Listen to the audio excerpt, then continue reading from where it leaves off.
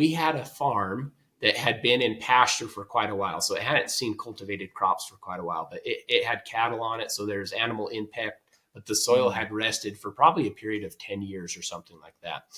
So we prepped this ground for potatoes. It was organic potatoes. We applied some compost and one other biological product. And the yield was above average for our county. And our cost of inputs was probably 15% of that of a conventional operation.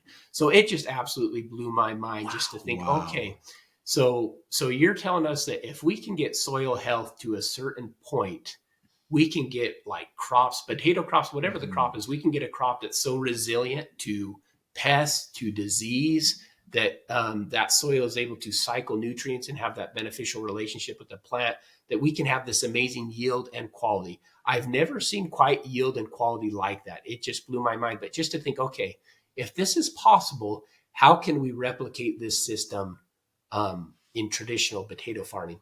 And I don't know if we could replicate it perfectly, because nobody can set aside a farm for 10 years into pasture most of the time.